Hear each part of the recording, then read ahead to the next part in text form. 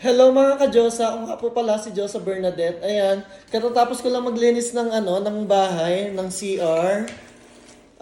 Magre-ready na po ako ng pang-lunch. Pero bago ako mag-ready ng pang-lunch, buksan po muna natin yung pakwan. Balatan natin para maisama ko na rin po sa dessert nila ngayong lunch. Ayan, siguro yung kalahati lang muna yung aking babalatan. Tapos yung kalahati sa ibang araw naman. Ayan, hindi ako talaga marunong magbiyak ng ganito. Diyos ko Lord. Ayan, rated SPG po tayo. Patnubay po ng magulang ang kailangan. Kasi may hawak po akong kutsilyo. So, patnubayan po ang ating mga bata dyan. Ayan.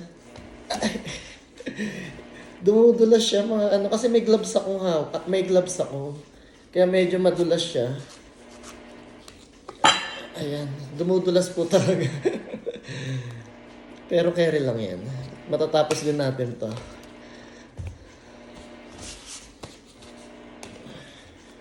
Ayan, kunin lang natin yung pinakalaman.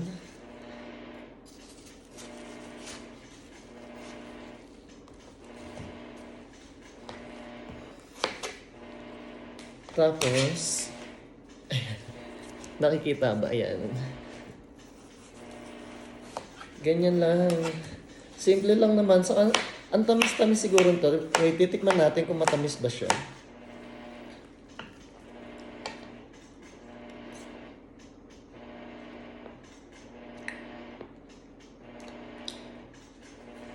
Sobrang tamis po niya mga ka-Diyosa.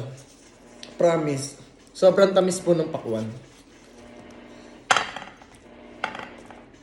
Ayan, pagkatapos ko pagkatapos kong balatan hiwain to, magre-ready na po ako ng lunch. Inuna ko lang to para maipa-dessert ko na rin sa kanila. Mai-ready natin.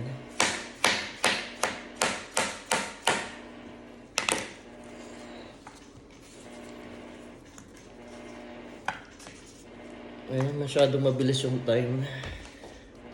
Mahaba na ang ating video pero tuloy ko lang mga 3 minutes siguro. Ayan. Tapusin lang natin tong kalahati.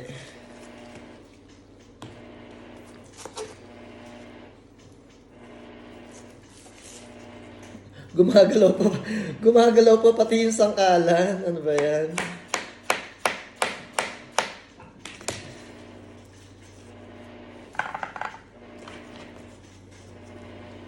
Ayan, isa na lang. Sige, medyo mahaba pero carry lang.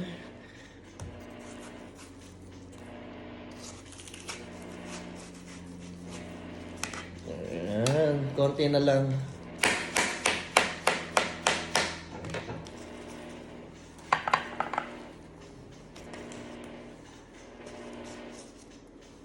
So, yun po, tapos na po ang ating pagbabalat ng pakwan. So, ito na po siya. Ayan. So, meron na akong ibibigay sa kanila na dessert ngayong lunch. Ito na po, pakwan po. Ayan, maraming salamat mga ka-Diyosa. Bye-bye!